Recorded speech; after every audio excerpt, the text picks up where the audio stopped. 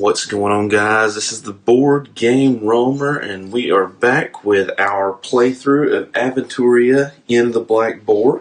At the end of the last video, we had done the initial playthrough of the story, and we're to the point where we're doing the dungeon exploration. We're fixing to start that.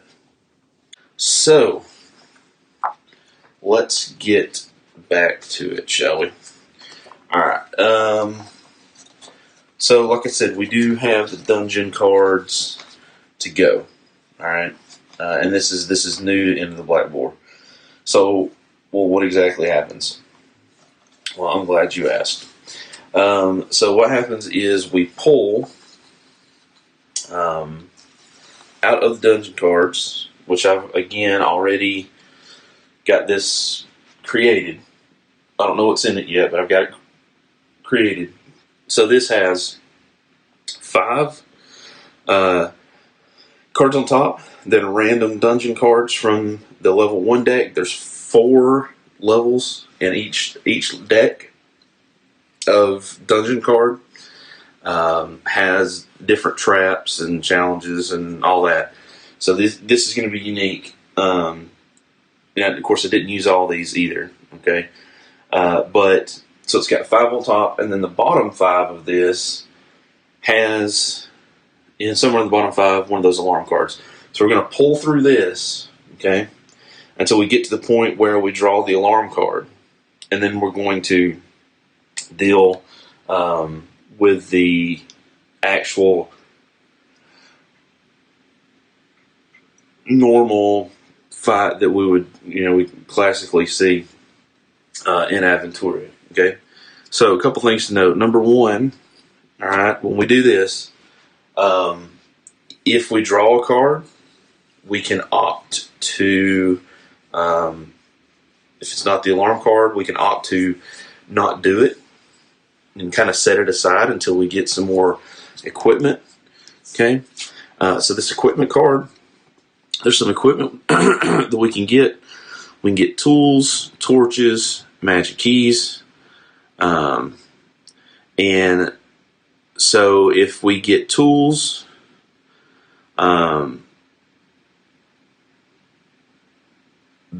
cards will tell us we get a -5 penalty if we don't have the tools. So that's tough. We have to spend these tokens. Torches, basically, without a torch, if we do a test and we fail, instead of it being a normal failure, it's a critical fail. And the magic keys, there's some automatic successes in some of these cards we can spin.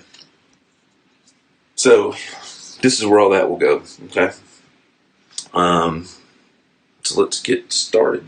We'll just draw the first card. Remember, we do still have Grom as Nearax as the first player. So, chest with torches, treasure, okay. In a niche, you see a large wooden locked box. It is covered with moss and looks as if it had been standing here for centuries. You carefully inspect the box. In fact, it is so fragile that it falls apart at the slightest touch. Inside, you find a few battered but usable torches. Place 2 torch tokens on the card group equipment. So that's this card right here. So that's actually, we'll put those right there for completed. So in this case, we get to go over here to our tokens, and boom, we have 2 torch tokens. Sweet. 1 out of 10. Good to go. Second card. Challenge. So this is a challenge. It means that one of our heroes has to choose and make a check. The quarter ends the dead end. Luckily, you can backtrack a little bit and take another path. But what is that? One hero makes a perception roll. If we succeed critically, we get to draw a loot card. If it's just a normal success, we get to take a tool. If it's a failure, nothing happens. If it's a critical failure, then whoever did the roll would be the hero that makes the roll if they fail. That's critical failure and they lose a point. So perception, looking at our heroes, 10 perception and 10 perception. So really, they both have the same amount of damage. So we'll say Negan. Negan. Keep saying Negan, it's not Negan. Nirax. So let's go to here and take these out because we don't need those. Nirax, again, this is a 10. Now, I don't necessarily want to use the torch. I don't think. He's going to roll. Oh, there we go. That is a 5. So he actually passed. It's not a critical success, but it is a success. So on a success, in a heap of Deritus, you find a useful tool. Take one tool. Right. So we get to add a tool to our group card. Sweet. So there we go. All right. Next dungeon card. A challenge. This is each hero.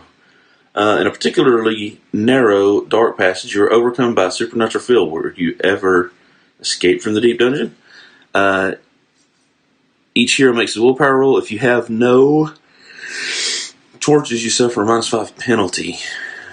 So,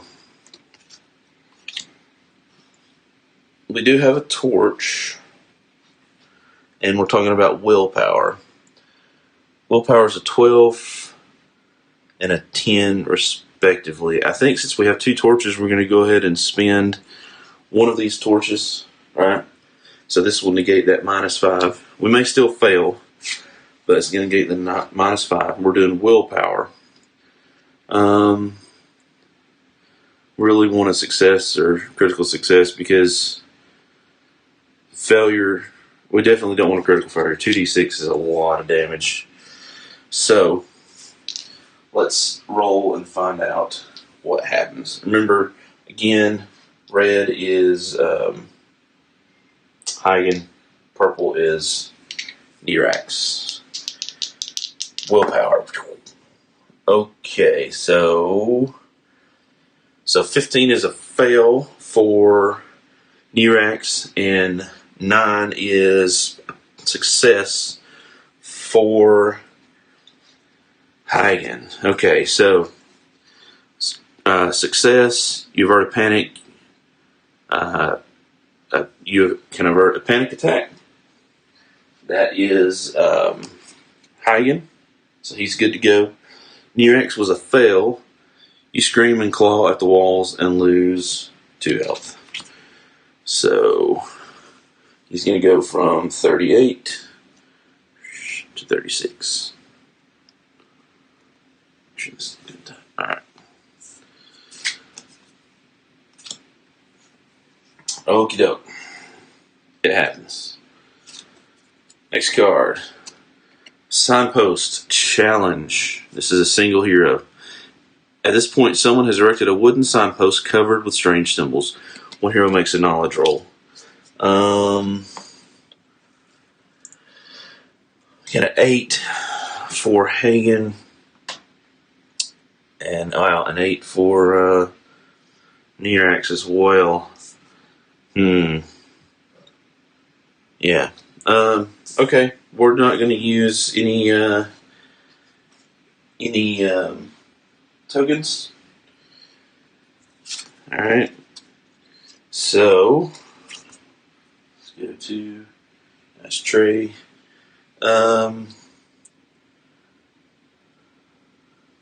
There's really doesn't really matter. We're going to say Hagen does it. So knowledge, his knowledge is an 8. So let's see what happens. A sword. Oh, wow. That's a critical success. Awesome. That is awesome. So what's a critical success? As success, and you roll one more time. So success says you find a way leading you to valuable equipment. Draw one loot card and place one torch and one tool card on the group equipment. So one torch and one tool. So a couple more of those. And we draw a loot card. And I just want to make sure, yep, that's the deck. So he draws a loot card. Now here's the cool thing. These cards, okay, can be used and go into either hero's deck, okay? And it says TO, right? So some of these are going to be specific to a hero. Those cards can go in either hero's deck, right? But for example, this card here, it's got that TO that is actually Huygens card, okay? So if I put this in Huygens deck, it's great. It's going to be used. It's just like his normal card. I can opt to put this in Nerax's deck, but if I do that, it can only be used as an endurance card. So you could go either way. I would think, and this is just purely conjecture on my part, that by going these cards into the actual deck of the person that owns it, because there are some points where we can get rid of some of those, bad loot cards that we had to seed our deck with to thin it out, that this would be better used for a hero instead of as an endurance card. So we're going to put it over here with Hagen. Now when we do that, regardless of who we put it in, we take their existing deck, we take that card, we put it in there, give everything a shuffle up. Giving it a shuffle. And yeah. So boom, it's in there for him. Now, this also said that we get to roll again. So I'm going to go back to the table. And again, remembering an 8 is the target number. So a 1 through an 8 will be a success. And there's a 19, dangerously close to a 20. So that is a failure. Says you need more time. That's what a failure says. You need more time to understand the symbols. If you discard one torch, you may roll again. Nah, let's hold on to it because we may need to use those torches for something else.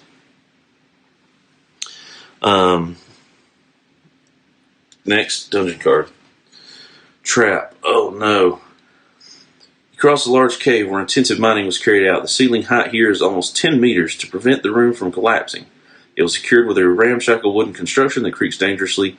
Suddenly, one of the supportive beams above your head breaks in half, and a toolbox lying on top of it falls directly on your head.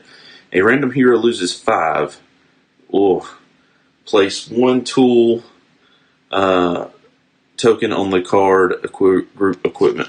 So random hero. So there's one or two ways we can do this. Okay. We could go the classic method, and we could roll a d6, right? So I could roll this, and I could say evens, odds, right? That's one option. Or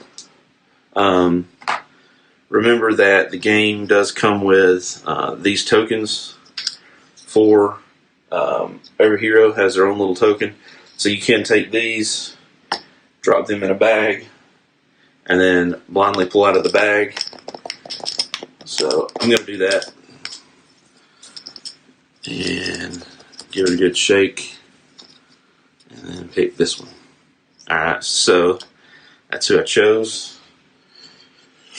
We'll do it that way this time anyway. So he's going to lose 5 health. So he's going to go from 38 to 33. So he's at 33 now. But did get a tool token. Alright, cool. Next card. Challenge Orc Craftsman. A group of unarmed craftsmen doesn't pose a threat, even though they're orcs. If you manage to properly intimidate them, you might even be able to take their tools. One hero makes a persuasion roll, and then we evaluate. So, one hero makes a persuasion roll. Put that right there. Let's see. Persuasion. A 10 for Hagen. It should be higher. A 12 for Nirax. So we'll say Nirax makes that. So here we go. 12 is the target number. 7. Cool. So with a 7, that is a success. We get to take 1 torch and tool token. Wow, we're doing really good. I didn't think we would do this good. Yeah. Alright, cool. So we have plenty, we're good to go on the token, so we could probably just start spinning some of these. A lot, actually.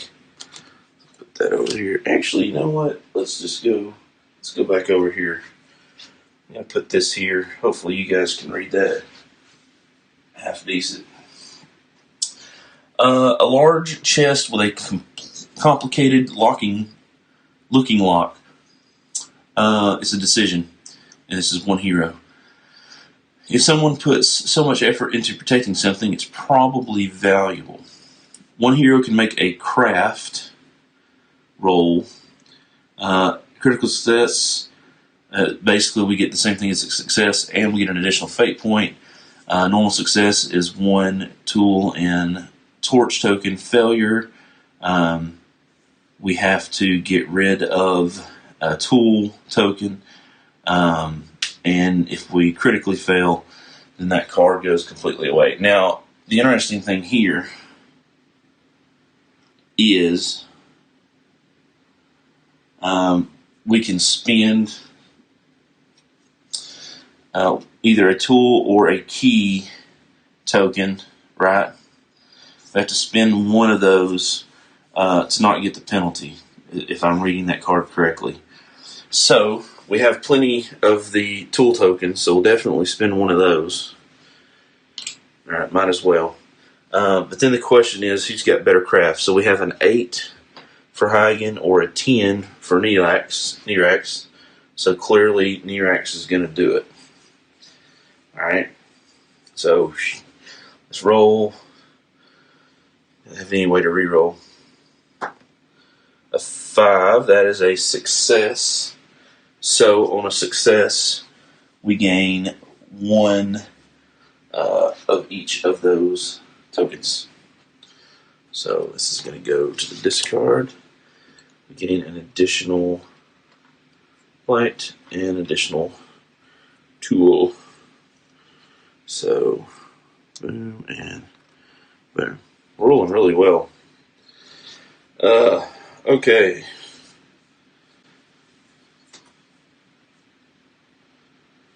Next card. Shaft. Alright. It's called the Shaft. Decision. This is a single hero. Let's see. Let me push this back just. Maybe that'll be easier for you to read.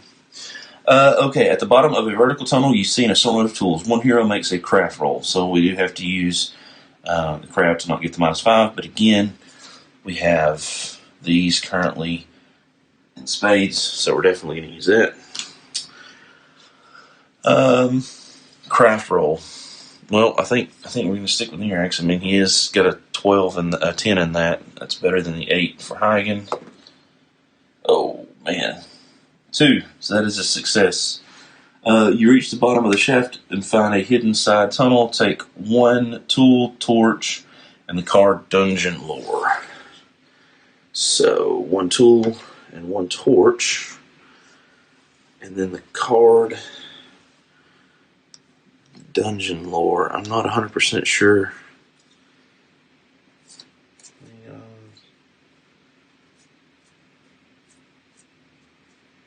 Oh, here we go. It's one of just regular cards for the. Okay, so that's going to go away. That's going to go to completed dungeon lore. You may discard this card to ignore a dungeon card you've just drawn, other than the alarm card, placing it under the draw pile without applying its effects. Draw a new card immediately. After drawing the alarm card, you may discard this card to choose one of the cards under the alarm card and apply its effects before executing the alarm card. You may save this card for the next dungeon card level, but you may never have more than one dungeon lore card. Okay, so this is basically kind of like a get out of jail free card, right? We can get rid of a card in the dungeon that we don't like. Maybe we've done really well this time, but let's say that we didn't do real well, and we have a card that's going to do a bunch of damage. We could actually put that to the bottom of the deck, or if we draw the alarm card and we want to go ahead and complete the next card just to get one more card, we could use it for that. And this goes from dungeon to dungeon, so we don't have to use it yet. Okay, so I'm just going to put it up here, but it is something that we could use potentially, so that's cool. Draw. Oh, okay, well, there you go. There's the alarm card. So what happens when we draw the alarm card? Well, I'm going to go ahead and not use this. There's only one card left. We've done really well. I don't want to risk taking any more damage on either one of the heroes. Okay, so that's how that's going to work. And actually put this over here. So what we do is we take these all the dungeon cards. We're going to be done with that, and we're going to put this alarm card up here because that's kind of like one of the condition cards.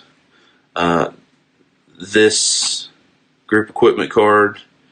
Let's see. Let me get this sorted out right quick. Yeah. Oh, that's the level 1 stuff. So right there. So it's goblins. So if you look in the book, okay, you can see that there's a different set of text. It's kind of like a little bit of a setup before you do the combat, depending on which cards you pulled, whether it's mercenaries, goblins, Neanderthals, etc., etc. In our case, we pulled goblins. So here we go. Let's do this. And we're still using this, right? Right now we still have that. This doesn't matter, really, at this point. So, fleeing goblins. You carefully work your way through the underground structure. Some of the cave seems to be of natural origin, but most of the quarters and chambers have been carved intentionally. You can't say what their purpose was, but they certainly have been uninhabited for many years. You hear a roar in front of you. What does not come from human throats? Maybe orcs? With your pitiful equipment, the aggressive black furs aren't exactly the kind of enemies you want to face in battle. So you hurry back to a quieter area. Your escape ends in a room full of junk and building materials. Everything here is littered with mold, and the air is clammy and damp. But you also feel a slight breeze, indicating that this chamber doesn't have to be a dead end for you. Each hero makes a perception roll. So let's just put this over here. Each hero makes a perception roll again. Purple, Nirax, red, Hagen. And we have, oh wow, I swear I saw this almost land on a 20. Hagen almost had a bad day. That's a 4 to 5 respectively. That's a pass, actually. Success. In both cases, nothing happens. You clear your way. You clear away the junk and find a small doorway behind it that leads deeper into the underground facility. The book does say if none of the heroes have achieved a success or critical success, some damage happens, but we both were successful, so don't have to worry about that. Okay. You continue your journey, but before you can even make it to the next fork, you hear a goblin shriek, "Alarm! Little shadows begin to move in the darkness. Apparently you have entered goblin territory. You cannot see exactly how many of the gaunt figures have encircled you, but they appear unusually brave for goblins. This may be because they know their way around those parts of the dungeon, or maybe your tattered appearance made them mistake you for easy prey. They will soon regret their grave mistake. At least that's what you hope. Okay, so this is where it's going to tell us how to do a setup for the combat. Okay, and again, like I said, this is a little bit different for everything. So first thing is to note is that this dungeon card and this group equipment card get set to the side. So let's just move these. I'm going to leave these tokens on here for now because I honestly don't remember, at least off the top of my head, whether that carries over or not. So we'll set that over there. So what do we need according to this? It says we need time scale. Now I've picked easy, which is 8 turns. Normal is 7. But I'm going to do easy just because it's the first time I'm playing through. So, that's what I'm going to do. Environment fleeing goblins. So we got an environment card. So this says, the fewer goblins you allow to get away, the fewer there will be to pester you later. Whenever a goblin henchman flees, place 1 doom on this card. If there are not at least 2 divided by 2, 1. 6.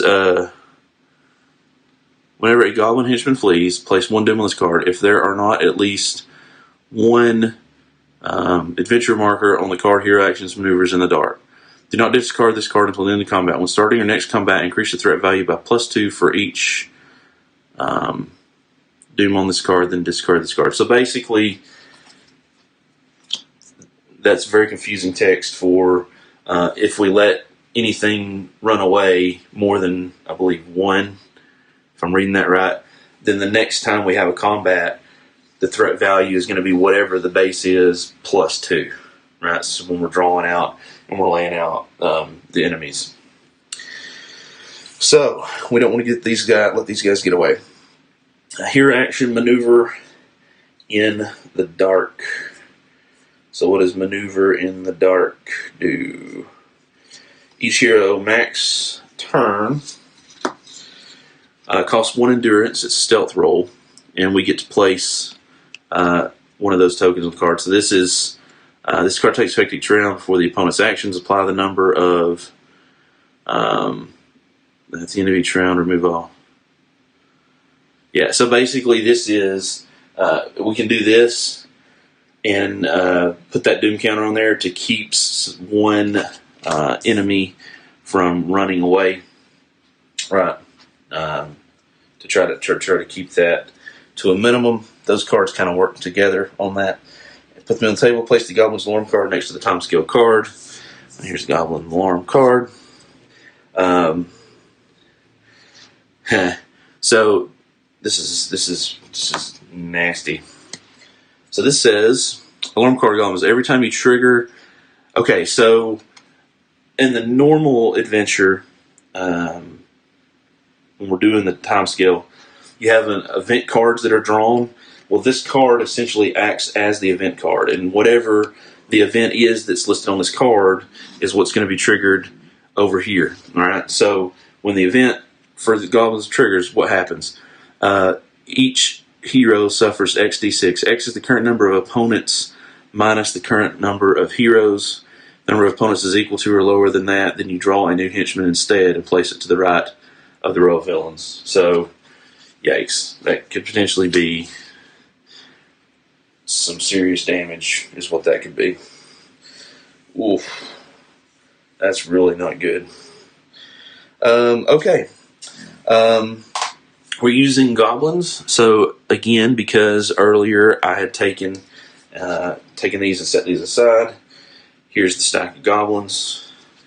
And let's do a quick shuffle.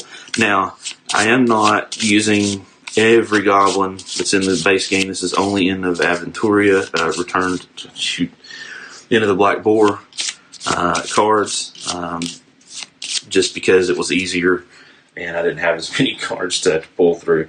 So, here is our henchman deck. Okay. And the threat value is number of heroes, in our case 2, times 7. Good grief. That's 14 points. Alright. So let's see. Wow, this could be. Yeah, we'll see. Maybe it won't be too bad. Alright, let's see what we got. So remember, 14 points is what we're facing. And I'm going to leave these out left to right because there is no leader card. So left to right in rows. Right, so that'll be the order. So the first card is a 3 Goblin Javelin Hurler. I'll hold this up here so you guys can get a really good view of it. It's going to be hard to see from down here. That's the first one, so that's 3 out of 14. Next card is the same thing. That's 6 points. Then we have a Goblin Surgeon. That's 3, 6, 9. Then we have a Goblin Warrior. That is 3, 6, 9, 12. This should probably be the last one. Oh, Insider. There you go.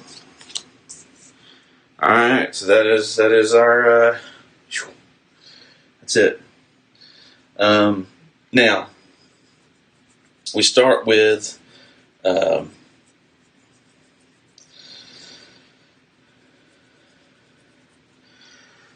cards in hand. Alright, so basically really from this point on, this is going to be your normal combat, okay?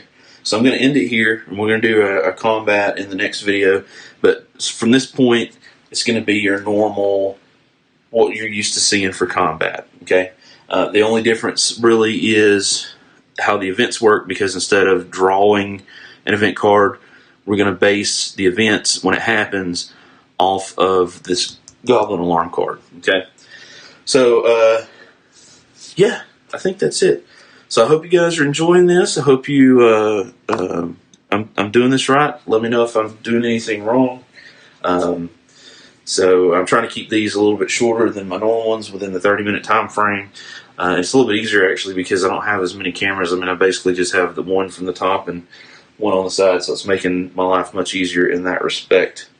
So yeah, if you guys have any questions, let me know. If you want to see anything else, let me know. Like I said, if I make any mistakes, rules, goofs, definitely let me know. But thank you guys for watching. Thank you guys for subscribing and hanging out with me at the table. Thank you, Lissy Spill, for an amazing game. This Aventuria, I really like it. I enjoy deck builders, and I guess in a way this kind of is, but I really like the how this is married with, you know, the kind of the combat of the card play, but the narrative and the story, which, I mean, obviously I shouldn't say obviously, the RPG came before this, right? So Dark Eye is actually an RPG like D&D, very, very popular over in European countries, really more so than D&D, I think, from what I understand. And I have not explored that world. I don't really get a chance to do a lot of big RPGs, so I couldn't tell you much about the lore, but I do like how, it's a good combination of story, which I enjoy, and kind of like that randomness before you go into battle of things that can affect and happen to your heroes, and then doing the card play in the battle, like a kind of a classic. I don't really want to call it a deck builder because I don't think that's necessarily the case, although really this dungeon aspect now really kind of makes it a little bit more of one. But, as I said before, if you wanted to customize the decks of your heroes There are rules that will tell you how many of what kinds of cards, weapons, armor, spells, etc., etc., etc. you can have in the deck, and you can completely customize your hero.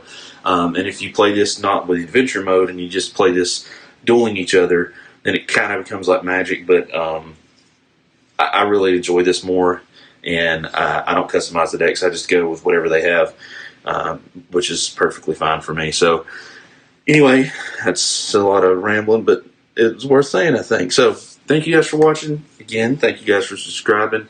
Leave any comments below. Let me know what you think of this so far.